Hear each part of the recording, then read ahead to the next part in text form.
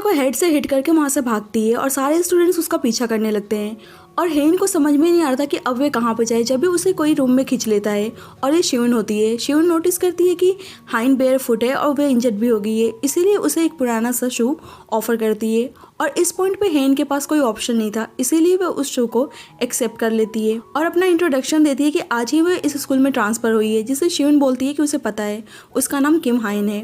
हाइन पूछती है कि हम क्या पहले भी मिल चुके हैं, लेकिन शाइन बताती है कि एक्चुअली में स्कूल कम्युनिटी वेबसाइट पर बस उसी का नाम है और उसके सारे पोस्ट दिखाती है और हाइन को रियलाइज़ होता है कि चंगनम इंटरनेशनल स्कूल में पैसे वालों का ही बोलबाला है, जब भी बेक जाना इतनी पावरफुल है। और शिवन बताती है कि जब भी कोई जेना और उसके लोगों से पंगा लेने की हिम्मत नहीं करता है और यहाँ पता चलता है कि जो भी जेना के साथ स्टूडेंट्स हैं उन्हें डायमंड्स कहा जाता है, I mean to say top most richest students.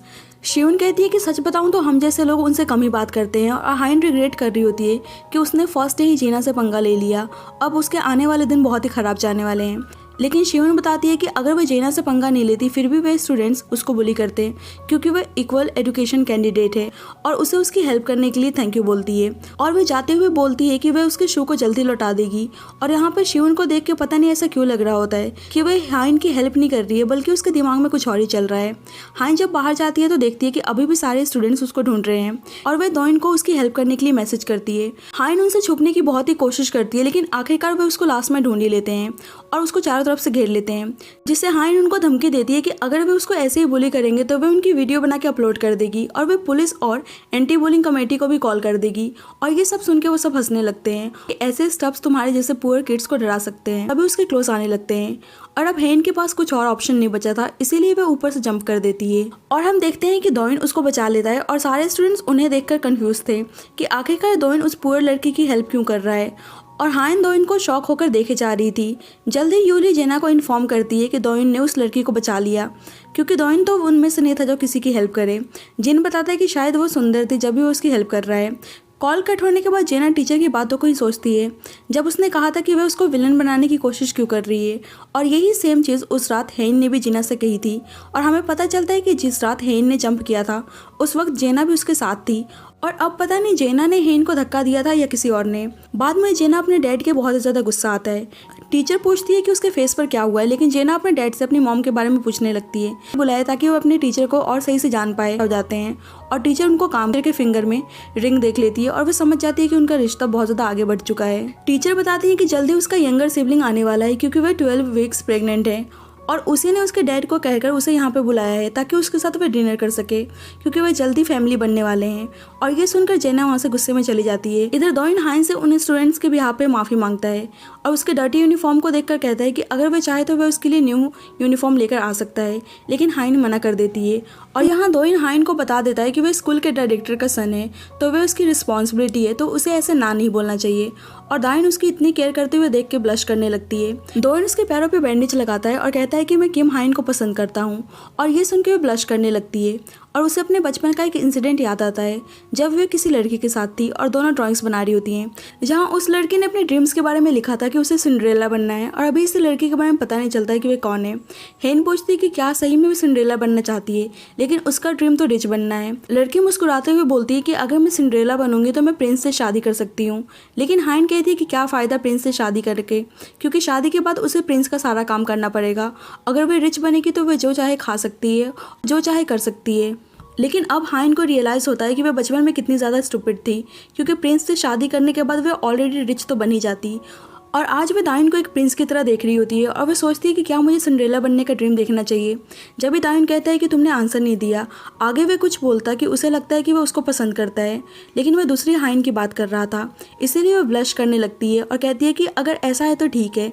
और कि दोइन उस न्यू स्टूडेंट को डेट कर रहा है और जेना और उसके ग्रुप भी उन दोनों को एक दूसरे का हाथ होल्ड किए स्कूल में जाते हुए देखकर हैरान हो जाती हैं। और अब हाइन बहुत ऐसा लग रहा था कि वो दोइन की गर्लफ्रेंड है और सभी उसके रिलेशनशिप को लेकर बहुत ज़्यादा क्यूरियस थे। और कुछ गर्ल्स आकर पूछती हैं कि उसके और दोइन के बीच में क्या चल रहा है और हाइन सार्केस्टिकली बोलती है कि वे सब इतनी ज़्यादा क्यूरियस क्यों है। अच्छा, क्योंकि दोइन एक डायमंड है और उन गर्ल्स को लगता है कि दोइन कभी भी उसको डेट नहीं कर सकता है और वे बोलने लगती हैं कि वह इतनी प्रिटी भी नहीं है, तो शायद वह दया करके उसके साथ है। और ये सुन के हाइन को बहुत ज़्यादा गुस्सा आता है और वह कहती है कि वे दोनों डेट कर रहे हैं और ये सुन के सभी गर्ल्स शॉक्ड हो जाती हैं। फ्लैशबैक देखते हैं जब दोइन हाइन से पूछता है कि किम हाइन को किसने मारा और उसको ऊपर से किसने धक्का दिया। और हाइन को रियलाइज़ होता है कि एक्चुअली में वो उसे नहीं बल्कि किम हाइन को लाइक करने की बात कर रहा था। और उसके हाथ में रबर बैंड देखती है और उसको याद आता है कि वॉशरूम में हाइन ने उसे वही रबर बैंड दिया था और वह दाइन की फ़ोटो में भी उसने उसी लड़की को देखा था। और अब वे कन्फर्म हो जाती है कि हाइन उसकी गर्लफ्रेंड थी और उसने जानबूझ के उसको अप्रोच किया, ना कि उस बुली से हेल्प करने के लिए। और उसको बहुत ज़्यादा गुस्सा आता है। दोइन बोलता है कि उसने बताया था कि वह डायरेक्टर के सन है, तो उसने उन दोनों की बातें सुन ली थी कि दोनों के बीच में क्या है कि वह हाइन को डेट कर रहा है, इसीलिए वे उसको परेशान ना करें। और यूली और जिन को समझ में नहीं आ रहा था कि आखिरकार दोइन ऐसा एक्ट क्यों कर रहा है।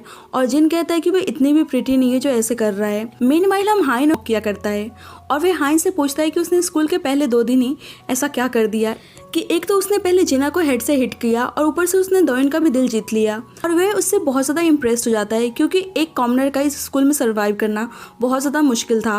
और वह बोलता है कि तुम बहुत ज़्यादा इंटरेस्टिंग हो और कहता है कि अगर ये सब सच है तो कांग्रेचुलेट है। और वह कहती है कि ये सब बकवास बातें करने के लिए तुमने मुझे यहाँ पे बुलाया था और वहाँ से गुस्से में चली जाती है। हेन के जाने के बाद सोमेंग उससे बातें कर रहा होता है कि मुझे तो ये सारी चीज़ें बहुत ही इंटरेस्टिंग लगी जब भी मैंने उसको यहाँ पे बुलाया था।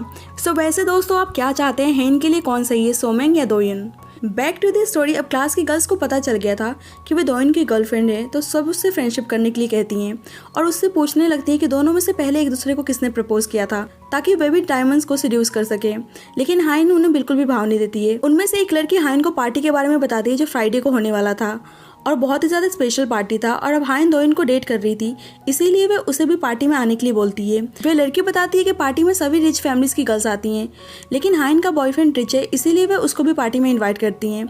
बाद में हाइन जाकर इस पार्टी के बारे में अपनी फ्रेंड से शेयर करती है और वे जाना नहीं चाहती थी क्योंकि उसको डर था कि पता नहीं वे गर्ल्स उसके साथ क्या करेंगी।